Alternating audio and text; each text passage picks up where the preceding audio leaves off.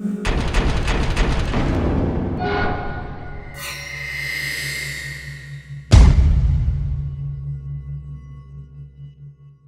everyone, Steve Gonzer, physical therapist and chief analyst here at RunSmartOnline.com. We are getting so close to the launch of RunSmart PRIME, Kettlebell Strength for runners, and I want to get some things going for you guys so you can be ready to hit the ground running, pun intended, when this program launches on October 6th. Now, what I'm going to describe is called a hip hinge, and it's crucial not only for this program, but really the rest of your life, because a hip hinge will not only protect your spine, but it's going to load your glutes and your posterior chain, which is your hamstrings, your glutes, and your low back. And those are great, strong muscles that need to be utilized so you can run faster and with less injury. Now, in this RunSmart PRIME program, I'm going to be asking you guys to do a lot of bending, but I'm going to constantly be telling you to hinge from the hip and protect the spine.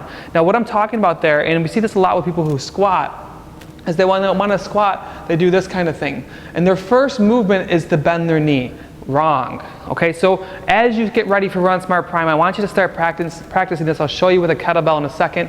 But the first movement when I have you do a protective spine movement is butt back. So you glide that hip backwards. One of the great drills I like to do with my runners is just to get them to stand next to the wall, reach out and touch their butt to the wall and stand back up. So what we're doing there is we're working on gliding the butt back to load the hips. That's how you load the hips. This stuff will not work in this program, and it doesn't work in life. You lose power and you put yourself at risk for injury.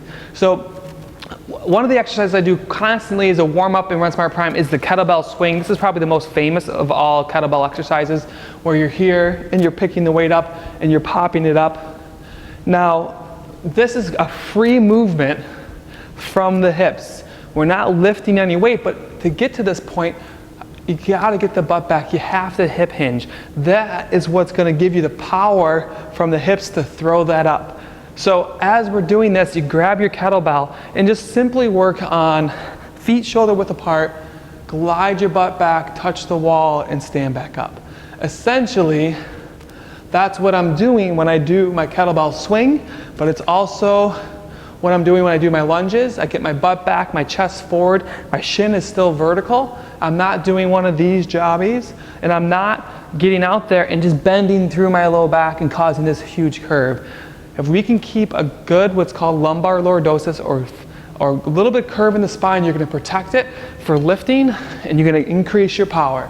So really protect, work on your hip hinge, hinging from the hip, practice against the wall, get ready, because I'm announcing a lot more testers in the next week. If you're not already in, practice your hip hinge, and if you are already in, keep practicing your hip hinge.